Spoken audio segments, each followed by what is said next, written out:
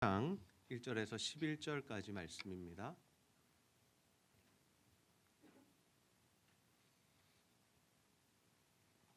요한복음 8장 1절에서 11절까지 말씀 우리 한 절씩 교독하겠습니다. 예수는 감람산으로 가시니라. 아침에 다시 성전으로 들어오시니 백성이 다 나오는지라 앉으사 그들이 가르치시더니 서기관들과 바리새인들이 음행 중에 잡힌 여자를 끌고 와서 가운데 세우고 예수께 말하되 선생이여 이 여자가 간음하다가 현장에서 잡혔나이다. 모세는 율법에 이러한 여자를 돌로 치라 명하였거니와 선생은 어떻게 말하겠나이까. 그들이 이렇게 말함은 고발할 조건을 얻고자 하여 예수를 시험함이로라. 예수께서 몸을 굽히사 손가락으로 땅에 쓰시니 그들이 묻기를 맞이 아니하는지라. 이에 일어나 이르시되 너희 중에 죄 없는 자가 먼저 돌로 치라 하시고 다시 몸을 굽혀 손가락으로 땅에 쓰시니 그들이 이 말씀을 듣고 양심의 가책을 느껴 어른으로 시작하여 젊은이까지 하나씩 하나씩 나가고 오직 예수와 그 가운데 섰는 여자만 남았더라. 예수께서 일어나사 여자 외에 아무도 없는 것을 보시고 이르시되 여자여 너를 고발하던 그들이 어디 있느냐 너를 정죄한 자가 없느냐. 함께 읽겠습니다. 대답하되 주여 없나이다. 예수께서 이르시되 나도 너를 정죄하지 아니하노니 가서 다시는 죄를 범하지 말라 하시니라. 아멘. 네, 대통령 선거가 얼마 남지 않았습니다. 그래서 각 대통령 후보들은 자신의 정책을 발표함과 동시에 상대방 후보의 좋지 않은 부분들을 공격하면서 자신의 지지율을 끌어올리려고 힘쓰고 있습니다. 이처럼 우리가 다른 사람들을 공격해서 다른 사람들을 깎아내려서 이 자신의 인기를 얻고 자신의 지지율을 높이는 것을 네거티브라고 부릅니다. 물론 우리는 이러한 네거티브를 통해서 각 후보들이 자질이 어떠한가, 과연 그 사람이 우리 국민들의 리더로 한 나라를 이끌 수 있는 사람인가 하는 것을 검증할 수도 있고 또 그들을 검증할 수 있는 좋은 자료나 정보를 제공받을 수 있습니다. 그런데 때로는 문제가 있는데 어떤 문제가 있냐면 사실에 근거하지 않은 공격들이 있고 또 그 공격을 통해서 사실은 그 부분에 집중해야 되는데 그 부분이 아닌 다른 부분이 부각되는 일들도 일어나더라라는 거죠. 그래서 우리가 한 사람의 이야기를 듣고 또는 한 진영의 이야기를 듣고 섣불리 판단하는 것은 우리가 조심해야 합니다. 모든 정황을 살핀 이후에 우리가 어떤 사람을 선택해야 할지를 잘 분별하는 지혜가 필요합니다. 왜냐하면 예전에도 보면 이 네거티브를 통해서 한 후보가 완전히 주저앉은 경우들이 있었는데 사실은 시간이 지나 보니까 전혀 그렇지 않았던 일들이 있었기 때문이죠. 근데 정치인들이 이렇게 네거티브를 하는 이유가 무엇이냐면 상대방을 죽이기 위함입니다. 내가 살기 위해서는 누구를 죽여야 합니까? 다른 사람을 죽여야 하는 거죠. 우리는 이러한 세상을 살아가고 있습니다. 내가 살기 위해서는, 내가 인기를 얻기 위해서는, 내가 사람들로부터 인정을 받기 위해서는, 내가 다른 사람보다 더 의로워 보이기 위해서는 상대방을 죽이고 상대방을 깎아내리고 상대방을 공격해야 하는 세상 속에서 살아가고 있습니다. 과연 우리는 누구를 죽여야 할까요? 과연 우리는 누구를 죽여야 할까요? 예수님께서 공생의 사역을 하실 때에 늘 예수님을 공격했던 세력이 있습니다. 예수님의 공생의 사역이 시작되면서 예수님이 십자가 지시는 그 순간까지 계속해서 예수님 따라다니면서 네거티브한 사람들이 있었습니다. 그들이 누구입니까? 바로 바리새인과 서기관들이었죠. 그들은 예수님께서 무슨 말씀을 전하시거나 또는 어떤 사역을 행하시면 꼭 따라와서 거기 와서 율법을 근거로 해서 막 정죄하고 비난하고 예수님이 잘못되었다고 막 사람들한테 이야기하고 심지어 나중에 보면 예수를 믿는 자들은 출교시키겠다라는 그러한 일들까지 행했습니다. 오늘 우리가 읽은 본문의 사건도 이런 맥락 속에서 일어납니다. 예수님께서 성전에 들어가셔서 사람들에게 말씀을 가르치고 계셨습니다. 예수님이 땅에 오셔서 하신 사역이 무엇입니까? 복음을 전하시고 하나님의 말씀을 가르치시고 또 약한 자들을 고치시는 사역을 하셨죠. 그 사역을 막 진행하고 계셨는데 그때 이 사람들이 바리새인과 서기관들이 또 하나의 사건을 일으키는데 그들이 어떤 공격을 하냐면 음행 중에 잡힌 여인을 끌고 와서 성전 가운데 세웠다라는 거죠. 한참 예수님께서 말씀 전하시고 복음 전하시고 설교하고 계신데 갑자기 음행 중에 잡힌 여인을 데려와서 성전 가운데 세워놓고 모든 사람의 이목이 집중되도록 만들었습니다. 그리고 예수님께 그 여인을 어떻게 처리할까요? 라고 묻습니다. 요한복음 8장 5절 말씀 우리 함께 한번 읽어보겠습니다. 시작. 모세는 율법에 이러한 여자를 돌로 치라 명하였거니와 선생은 어떻게 말하겠나이까. 아멘. 지금 그들이 주장하는 바가 무엇입니까? 이런 여인은 어떻게 해야 된다고요? 죽여야 한다라는 거죠. 이런 여인을 죽이는 게 모세의 율법이다라는 겁니다. 모세의 율법이 무엇입니까? 하나님께서 주신 말씀이었죠. 그러니 이 여인을 죽이는 것이 하나님의 뜻인데 돌로 쳐서 죽이는 것이 모세의 율법에 의하면 정당한 일인데 당신, 선생인 당신은 어떻게 생각하시냐고. 당신은 이 일을 어떻게 처리할 거냐고. 지금 그렇게 질문하고 있는 거죠. 바리새인과 서기관들이 이러한 상황을 만든 이유가 무엇일까요? 몰라서 그랬을까요? 아니면 예수님께 어떤 고난을 드리기 위해서 이러한 일들을 벌였을까요? 그렇지 않다라는 거죠. 다음 구절을 읽어보면 이들이 예수를 고발할 조건을 얻고자 예수를 시험했다라고 기록되어 있습니다. 그들이 원했던 것은 무엇입니까? 어떻게든 예수를 무너뜨리기 원했다라는 거죠. 예수님을 주저앉히기 원했다라는 겁니다. 자신들이 믿어왔던 그 신앙의 체계와 다른 복음을 말씀하시는 그 예수님 네거티브에서 주저앉혀 버리겠다라는 겁니다. 왜 그렇습니까? 모세의 율법에 따르면 죽여야 한다. 그럼 예수님도 그래 말씀대로 죽여라. 그러면 예수님이 이때까지 보여주신 사랑이나 가르치셨던 그 하나님의 사랑에 대해서는 등을 돌리는 그러한 존재가 되어버리죠. 또 반대로 아니야 하나님은 다 사랑하라고 하셨어 라고 이야기한다면 그들은 뭐라고 공격할 것입니까? 모세의 율법인데 하나님의 말씀인데 지금 당신이 그 하나님의 정의를 무너뜨리는 겁니까? 라고 이야기할 수 있는 상황인 거죠. 여러분 죄인들의 특성이 뭐냐? 죄인된 사람들의 특성이 뭐냐? 바로 이것입니다. 죄인된 사람들은 언제나 자신의 옳음을 증명하기 위해서 자신이 다른 사람보다 더 우월하다라는 것을 나타내기 위해서 다른 사람을 비난하고 공격하고 정죄한다라는 거죠. 약점을 잡아내는 겁니다. 그리고 사회적으로 그 부분을 막 떠벌리는 거죠. 그 사람의 인격을 깎아내립니다. 그걸 통해서 뭘 누리고자 함입니까? 내가 더 나은 사람이다. 내가 더 나은 사람이다. 그들은 여인도 죽이려 했고 예수님도 죽이려 했죠. 그런데 여인을 죽이는 것과 예수님을 죽이는 것이 그들에게 어떠한 유익을 얻게 하느냐? 자신들이 의롭다라는 것을 나타내는 도구였다라는 거예요. 그것 봐, 너희들이 따르던 저 예수는 하나님의 말씀을 지키는 자가 아니야. 우리가 진짜 모세의 율법을 붙든 자고 우리가 진짜 아브라함의 자손이고 우리가 진짜야. 우리가 진짜 하나님 나라 백성이지 저 예수는 가짜야. 그렇게 예수를 죽이고자 했다라는 거죠. 우리는 주변에 말 잘하는 사람들을 조심해야 합니다. 특별히 말을 많이 하면서 다른 사람 욕하는 사람들, 비난하고 정죄하고 판단하고 뒷말하는 사람들 멀리해야 합니다. 왜 그렇습니까? 그 사람들은 좋은 사람이 아닙니다. 자신이 의로움을 나타내기 위해서 다른 사람을 욕하는 더 추악한 죄인이다라는 거죠. 예수님은 그야말로 외통수에 걸렸습니다. 이러지도 못하고 저러지도 못합니다. 이래도 문제가 되고 저래도 문제가 됩니다. 근데 그 상황 속에서 정말 그 위기의 상황 속에서 예수님께서 보여주시는 모습이 있는데 요한복음 8장 6절 하반절 말씀 우리 함께 읽어보겠습니다. 시작.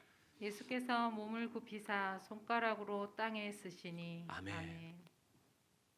그럼 이 말씀을 이해를 하셨습니까? 이번 주에 묵상하시면서 왜 예수님이 땅에 글을 쓰셨을까? 이런 질문들 안 해보셨나요? 왜 갑자기 예수님께서 몸을 굽히셔서 땅바닥에 막 글을 쓰셨을까요? 단순히 낙서하신 것은 아니겠죠. 무언가 의미가 있는 거죠. 정확하게 어떤 글자를 쓰셨는지는 그 누구도 알 수 없습니다. 그러나 우리가 성경의 전반적인 내용을 유추해 볼 때 예수님께서 어떤 말씀을 쓰셨을까 하는 것들을 우리가 추측해 볼 수 있겠죠. 우리가 성경을 보면 하나님의 손가락이 무언가를 썼던, 기록했던 일들이 있습니다. 대표적으로 두 가지인데요. 첫 번째는 무엇이냐면 하나님께서 이스라엘 백성들에게 주셨던 십계명 돌판입니다. 우리는 십계명 돌판을 누가 썼느냐? 성경을 읽어보면 알지만 자세히 읽어보지 않으면 하나님이 불러주시고 모세가 기록하지 않았을까라고 생각하는데 출애굽기 말씀해 보면 정확하게 기록되어 있습니다. 시내산에서 하나님께서 십계명 돌판에 직접 기록하여 주셨다라고 말씀하십니다. 하나님께서 십계명 돌판에 이 십계명의 말씀, 그 말씀, 율법의 말씀을 기록해 주셨다. 그리고 또 한 번 손가락이 나타나는 때가 있습니다. 언제입니까? 다니엘이 살아 있을 때 벨사살 왕을 모시게 되는데 그 벨사살 왕이 이 예루살렘에서 가져온 그 성전의 기물들을 가지고 잔치를 벌이고 막 술을 마시면서 자신의 대단함을 나타내고 있을 때 갑자기 공중에 손가락이 나타나서 글을 쓰게 되죠. 그 글이 무엇이었습니까? 메네 데겔 우바르신이었습니다. 근데 친절하게도 성경은 이 말씀의 의미를 우리에게 기록해주고 있습니다. 무슨 의미였냐면 왕의 시대가 끝났다라는 것. 그리고 하나님께서 저울을 달아보시니까 왕은 모자랐다라는 것. 하나님 보실 때 당신은 왕의 자격이 되지 않는 사람이고 그리고 왕의 시대는 이미 끝났습니다라는 것. 그 의미가 무엇이었냐? 그 손가락이 나타나서 썼던 글의 내용이었다라는 것. 실제로 벨사살 왕은 살해를 당해서 죽게 됩니다. 우리가 이러한 사건들을 볼 때 어떻습니까? 시내산에 나타나신 하나님께서 기록해 주신 그 율법의 말씀, 십계명의 말씀이나 다니엘 시대에 나타났던 그 손가락이 썼던 글이나 모두 무엇이었습니까? 하나님의 율법, 하나님의 정의, 하나님의 공의, 하나님의 심판의 내용이었죠. 그러니까 예수님께서는 뭘 쓰셨을까요? 하나님의 말씀을 쓰신 겁니다. 하나님의 법을 기록하신 겁니다. 그렇게 하나님의 법을 기록하고 있을 때 사람들이 어떻게 합니까? 차분해지고 조용해지죠.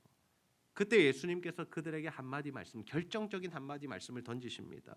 요한복음 8장 7절 하반절 말씀 함께 읽습니다. 시작. 너희 중에 죄 없는 자가 먼저 돌로 치라 하시고. 아멘. 너희 중에 죄 없는 자가 먼저 돌로 치라. 그렇게 너희들이 정죄하고 죽이려고 이 여인 데려왔고 심지어 나까지 죽이려고 데려왔는데 너희 중에 죄가 없는 자가 있다면 먼저 한번 돌로 쳐봐라라는 거죠. 그리고 예수님 다시 몸을 굽혀서 땅에 글을 쓰셨다라고 합니다. 이 행동을 반복하셨고 하나님의 말씀을 또다시 한번 기록하신 거죠. 그러자 그곳에 모여들었던 사람들이 어떻게 반응합니까? 양심의 가책을 느끼고 찔림을 받고 한 사람씩 돌아갔는데 모두 다 돌아갔다라고 합니다. 단 한 사람도 여인에게 돌을 던지지 못하고 자신의 죄인됨을 깨닫고 다 돌아갔다라는 거죠. 그리고 결국에 그 자리에 누구만 남았습니까? 예수님과 음행 중에 잡혀온 여인, 그 두 사람만이 그곳에 남은 거죠. 왜 사람들은 이 예수님의 말씀을 듣고 돌아갔을까요? 돌이켜 보니, 생각해 보니, 자신의 삶을 돌아보니 자신들에게도 죄가 있다라는 사실이 깨달아진 거죠. 그러니 도저히 돌을 던질 수 없었던 겁니다. 부끄러워서 도망을 간 거죠. 자신의 민낯이 드러났기 때문입니다. 지금 예수님께서 무엇을 하신 겁니까? 그들의 죄를 들춰내신 겁니다. 바깥으로 보이지 않지만 그들의 심중에 있는 죄, 그들의 마음속에 있는 죄, 그들이 사람들 모르게 지은 그 죄를 예수님께서 드러내셨다라는 거죠. 그러니 지금 예수님께서 무슨 말씀하고 계십니까? 진짜 간음한 자는 이 여인이 아니라 너희들이야. 뭐? 모세율법에 돌을 던져서 죽여야 한다고? 돌에 맞아 죽을 사람은 이 여인이 아니라 너희들이야 라고 주님이 지금 말씀하고 계신 거죠. 실제로 이들이 어떤 간음을 행했습니까? 율법에 뭐라고 기록되어 있습니까? 하나님만 섬기고 하나님만 사랑하라고 말씀하셨죠. 근데 이들이 지금 하나님만 사랑하고 있습니까? 하나님을 사랑한다고 이야기하지만 하나님이신 예수님을 사랑하지 않고 있죠. 그들은 영적인 간음을 저지르고 있는 겁니다. 주님을 주님으로 알아보지 못하고 하나님의 아들이신 예수님을 배척하고 밀어내고 영접하지 않는 것, 이것이 간음인데, 그들은 자기들이 간음을 저지르고 있으면서 다른 여자 잡아와가지고 그 여인 죽여야 한다라고 지적질을 하고 있다라는 거죠. 그리고 실제로 이 바리새인들이 어떤 삶을 살았습니까? 겉으로는, 외형적으로는 굉장히 거룩한 척하며 살았지만 그 마음속으로는 음흉하고 그 안에 분노와 시기와 질투가 있고 추잡한 인생을 살았다. 예수님은 그들의 심중을 꿰뚫어 보신 거죠. 이 말씀이 그들을 도망칠 수밖에 없게 만든 겁니다. 근데 이 바리새인과 서기관들의 모습이 사실은 누구의 모습입니까? 우리의 모습이죠. 우리는 자꾸 다른 사람의 죄는 지적하면서 자신의 죄는 돌아보지 않습니다. 자신은 꽤 괜찮은 사람이라고, 나는 참 좋은 신앙인이라고 착각하며 살아가죠. 혹시 우리 안에도 이러한 모습이 있지는 않습니까? 하나님의 말씀이 우리에게 들려질 때에, 우리가 하나님의 말씀을 읽고 묵상할 때에 그 말씀 나에게 적용하기보다는 다른 사람을 정죄하는 도구로 삼고 있지는 않느냐라는 것입니다. 설교 말씀을 들을 때에 그렇습니다. 주님, 제가 죄인입니다. 여기로 가는 게 아니라 이 말씀은 저 사람이 들어야 하는데, 누가 들어야 하는데, 내 남편이 들어야 하는데, 내 아내가 들어야 되는데, 이거 우리 자식들이 좀 들어야 되는데, 저 성도가 좀 들어야 하는데, 우리가 하나님의 말씀을 그렇게 대하고 있지는 않느냐라는 거죠. 그렇다면 과연 어떤 자들에게 죄 사함의 은혜가 임하는 걸까? 어떤 자들에게 죄 사함의 은혜가 임할까요? 요한복음 8장 10절에서 11절 말씀 함께 한번 읽어보겠습니다. 시작. 예수께서 일어나사 여자 외에 아무도 없는 것을 보시고 이르시되 여자여, 너를 고발하던 그들이 어디 있느냐? 너를 정죄한 자가 없느냐? 대답하되 주여, 없나이다.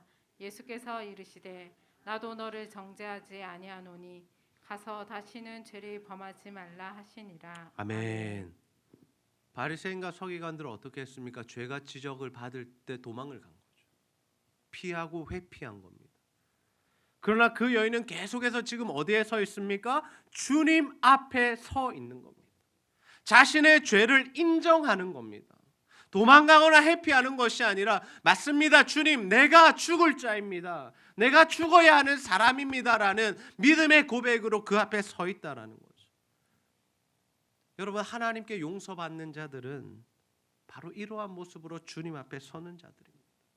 구원은 누구에게 임하는 겁니까? 자신의 죄인됨을 철저하게 인정하고 주님 앞에 고백하는 자들. 그들에게 주의 구원이, 죄사함의 은혜가 임한다라는 거죠. 예수님께서 그녀를 정죄하시지 않은 이유가 무엇입니까? 왜 나도 너를 정죄하지 않는다라고 말씀하셨을까요? 그 이유는 우리가 요한복음을 다 읽어보면 알 수 있는데, 우리는 이미 다 읽어보았으니까요, 알 수 있습니다. 왜 예수님께서 그녀를 정죄하지 않으셨냐? 죄는 죄인데 예수님께서 십자가에 달리사 그녀의 모든 죄를 사해 주실 것이기 때문이죠. 단순히 내가 네 용서해 줄게, 이런 의미가 아닙니다. 모든 사람이 죄 짓고 사니까 그 정도 죄는 괜찮아.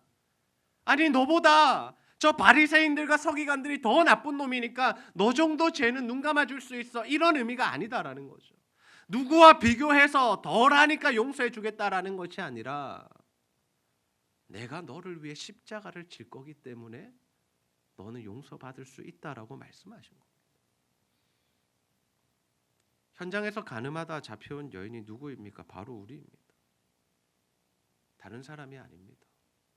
저 죄 많이 짓는 저 사람들, 정치인들, 예수 믿지 않는 사람들, 교회 다니는 거 핍박하는 우리 가족들, 그 사람들이 현장에서 가늠하다 잡혀온 여인이 아니라 바로 우리들입니다. 원래 십자가는 누가 져야 합니까? 누가 져야 하죠? 그냥 우리는 당연히 예수님이 져야 한다고 생각하죠. 아니요, 우리가 지는 겁니다. 죄의 삭은 사망입니다. 우리는 모두 죄인입니다. 그러면 누가 죽어야 합니까? 우리가 죽어야 하는 거죠. 내가 죽어야 하는 겁니다. 예수님은 허물과 죄로 죽었던 우리를 살리셨습니다. 에베소서 2장 1절 말씀, 그는 허물과 죄로 죽었던 너희를 살리셨도다. 죽어가는 너희를 살리셨도다. 죽어야만 하는 너희를 살리셨도다가 아니라 죽었던 너희를 살리셨도다입니다. 우리는 이미 죽었던 존재입니다. 이미 우리는 사망 선고를 받은 존재들입니다. 예수님은 어떤 일을 하십니까? 그 사람들을 살려내시는 거죠. 그 사람들을 복음으로 살려내시는 겁니다. 죄인들을 살리기로 결정하신 겁니다. 왜요? 자신이 대신하여 죽을 것이기 때문에. 내가 네 죄 때문에 죽을 거야. 그러니까 너는 살아나면 돼. 물론 너는 네 죄 때문에 죽어야 하지만 내가 네 대신해서 죽어줄게. 그러니까 너는 살 수 있어. 이게 복음인 거죠. 근데 우리가 이 복음을 이해하지 못하면, 복음이 깊이 우리 안에 들어오지 않으면 어떤 일들이 일어나냐? 자꾸만 다른 사람을 죽이려 한다는 거예요. 다른 사람을 죽이려 한다. 내 죄를 숨기기 위해서 다른 사람의 죄를 드러내는 겁니다. 비난하고 정죄하는 겁니다. 그런 자들은 뭘 이해하지 못한 겁니까? 복음을 이해하지 못한 겁니다. 속죄 은혜가 무엇인지를 알지 못하는 사람. 믿음은 무엇입니까? 내 죄를 들고 주님 앞에 나가는 것입니다. 그 주님께서 내 죄를 사해 주실 것을 믿고 의지하고 그 십자가를 붙들고 나아가는 거죠. 그러면 우리의 신앙생활은 어떠해야 됩니까? 믿음이 있다는 사람들의 모습은 어떠해야 됩니까? 제발 주님께 살려달라고 애원하며 부르짖으며 기도해야죠. 내 죄를 돌아보니 내가 현장에서 가늠하다 잡힌 여인이다라는 사실이 깨달아지면 감히 고개를 빳빳이 들고 살 수 없다라는 거예요. 주님 앞에 겸손하게 서서 주님 내게 은혜를 베풀어 주십시오. 주님 나는 이것밖에 안 되는 존재입니다. 주님 나는 돌아서면 또 죄를 짓고 또 죄를 짓고 또 다른 사람 정죄하고 날마다 그렇게 살아가는 존재입니다. 그러니 주님의 은혜가 필요합니다. 그러니 내게 십자가 보혈이 필요합니다라고 주님의 은혜를 구하는 것이 믿음의 사람들의 모습이다라는 거죠. 사람들이 우리를 어떻게 평가하는가 중요하지 않습니다. 우리가 신앙생활을 오래 하면 오래 할수록 어디에 자꾸 신경을 씁니까? 우리 신앙의 모습, 외형적인 모습에 신경을 쓰더라라는 거죠. 다른 사람이 나를 어떻게 평가할까? 다른 사람들 나를 거룩하게 볼까? 다른 사람들 나를 참 좋은 사람으로 볼까? 그것 때문에 자꾸 가면을 쓰는 거죠. 나는 그렇지 않음에도 불구하고 계속해서 거룩한 척을 하는 겁니다. 착한 척을 하는 겁니다. 문제없는 척을 하는 거고 신앙이 좋은 척을 하는 거고 하나님 앞에서 정말 내가 잘 살고 있는 척을 하는 거죠. 근데 뭐가 중요한 겁니까? 하나님이 우리를 어떻게 보시는지가 중요하죠. 진짜 지금 내 상태가 어떤지 주님 앞에서 낱낱이 내 죄가 드러나고 그 죄를 해결받고 용서함 받는 것이 중요한 거지. 없는 척하고 괜찮은 척하고 있는 척하고 죽음의 길로 가는 거죠. 사도 바울은 이 속죄의 은혜를 깊이 깨달은 하나님의 사람이었습니다. 로마서 5장 20절 말씀 함께 한번 읽어봅시다. 시작. 율법이 들어온 것은 범죄를 더하게 하려 함이라. 그러나 죄가 더한 곳에 은혜가 더욱 넘쳤나니. 아멘. 아멘. 율법이 들어온 게 왜 범죄를 더하게 하려 하느냐? 율법 때문에 사람들이 죄를 짓는다는 의미가 아니라 율법에 비추어 보면 우리가 죄인이라는 사실이 너무나도 적나라하게 드러난다는 뜻입니다. 여러분 하나님의 말씀을 우리가 읽으면서 들으면서 은혜를 받을 때도 있지만 사실은 어떤 경우가 더 많습니까? 내가 참 죄인이구나. 내가 참 교만하구나.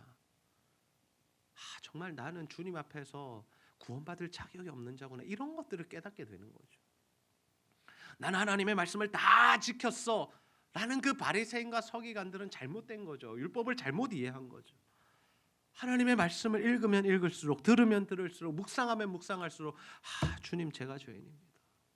그 고백이 나와야 되는 거죠.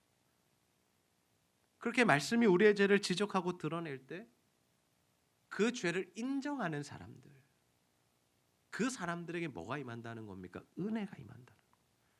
그래서 후반절의 말씀에 보시면 죄가 더한 곳에 은혜가 더욱 넘쳤다. 죄가 더한 곳에. 죄를 많이 지은 사람이 다른 사람보다 더 악랄한 죄를 지은 사람에게 은혜가 임한다는 의미가 아니라 자신의 죄인됨을 깊이 깊이 깨닫는 사람들에게 하나님의 더 크신 은혜가 임한다라는 거죠. 나는 요 정도 죄인입니다라며 주님 앞에 나오는 사람은 요 정도 은혜 받는 겁니다. 근데 내가 이만큼 죄인입니다, 내가 죽어 마땅한 자입니다라고 고백하는 자들에게는 생명을 살려주시는 그 주님의 은혜가 임한다라는 거죠. 여러분, 어떤 회개를 하고 계십니까? 주님 앞에 어떤 자세로 서고 계세요? 어떻게 말씀을 대하고 계십니까? 주님의 말씀을 들을 때에, 말씀이 우리를 찌를 때에, 우리의 양심을 가책을 느끼게 할 때 어떻게 반응하고 계세요? 그래서 예수님께서는 진리를 알지니 진리가 너희를 자유케 한다라고 말씀하시죠. 요한복음 8장 31절에서 32절 말씀 함께 읽습니다. 시작. 그러므로 예수께서 자기를 믿는 유대인들에게 이르시되 너희가 내 말에 거하면 참으로 내 제자가 되고 진리를 알지니 진리가 너희를 자유롭게 하리라. 아멘. 우리가 죄로부터 자유해진다라는 것, 우리가 정말 이 땅을 살아가면서 죄와 사망의 증상들로부터 이기고 승리하고 극복하고 초월하는 삶을 산다는 것, 어떻게 가능한가? 진리를 알아야 한다. 예수를 알아야 합니다. 복음을 알아야 합니다. 그리고 그 복음이 내 안에 있어야 되고 주의 말씀이 내 안에 거해야 됩니다. 그때 우리가 진짜 자유를 누리게 된다는 거죠. 그래서 말씀이 거하는 자들, 지속적으로 말씀이 우리 안에 역사하는 그 사람들, 그래서 그 삶이 변화되고 그 인격이 변화되고 그 말과 행동이 변화되고 심중의 마음에 회개를 하는 사람들, 그 사람들이 어떤 자들이다라고 합니까? 제자가 된다. 내 제자가 된다. 우리는 과연 죄로부터 자유한 삶을 살고 있는가? 진짜 우리는 자유한가? 예수를 믿으면 자유해진다라고 말씀하셨는데 진짜 우리는 자유한가? 너무나 중요한 문제입니다. 우리가 신앙생활을 하면서 이것도 하고 저것도 하고 여러 모양으로 애쓰고 힘쓰지만 가장 중요한 게 이 부분입니다. 내가 정말 진리로 자유한가? 나는 예수로 말미암아 자유한가? 나는 복음을 받아들이고 자유한 인생을 살아가고 있는가? 우리는 이 질문 앞에 머물러야 합니다. 이 질문 앞에서 나를 철저하게 돌아보아야 하고, 나에게 그 자유가 아직까지 없다면 주님 앞에 간구해야 됩니다. 주님, 내게 그 자유를 달라고. 주님, 제발 나에게 그 자유를 허락해 달라고. 그 주님의 은혜 없이는 내가 살 수 없다고 우리가 고백할 수 있어야 되죠. 이러한 자유가 임한 자들의 삶의 모습은 달라집니다. 어떻게 달라지느냐? 내가 원하는 삶 살지 않고 주님의 말씀대로 살아갑니다. 여기서의 자유는 내 마음, 내 뜻, 내 원하는 대로 사는 자유가 아니라 주님의 말씀에 인도함을 받는 삶을 의미합니다. 하나님의 말씀이 구속과 억압으로 느껴지지 않습니다. 사랑의 메시지로 들리게 되는 겁니다. 주의 말씀이 내 안에 거하기 시작하면 주님의 말씀을 지키기 힘들어 어려워 못 살겠어가 아니라 주님, 오늘도 내게 이런 말씀 주셔서 감사하고 주님, 나를 오늘도 이렇게 인도해 주셔서 감사하다는 고백이 우리 가운데 나오게 되는 거죠. 그래서 사도 바울이 자유한 자들의 삶을 이렇게 표현합니다. 갈라디아서 5장 13절 보시면 형제들아 너희가 자유를 위하여 부르심을 입었으나, 자유를 위하여 부르심을 입었다라는 거죠, 성도들은. 근데 그 자유로 뭐 하라는 겁니까? 육체의 기회를 삼지 마라. 니네 마음대로 살려고 노력하지 마라. 이 자유라는 거는 주님이 십자가 지시고 죽었으니까 마음대로 죄 지을 수 있다는 그 자유 아니다. 그럼 어떤 자유를 의미하느냐? 오직 사랑으로 서로 종노릇하는 자유다. 주의 말씀으로 이웃을 사랑하는 삶을 사는 것, 주의 말씀으로 주 뜻대로 살아가는 것, 그것이 진짜 자유를 누리는 삶이다라고 사도 바울이 우리에게 알려주고 있는 거죠. 저는 우리 제자들교회 성도님들 모두가 정말 자신의 죄를 숨기기 위해서 다른 이들의 죄를 지적하고 판단하고 정죄하는 자들이 아니라 주님 앞에서 자신의 죄를 인정하고 자신의 죄인됨을 고백하는 자들이 다 되시기를 소원합니다.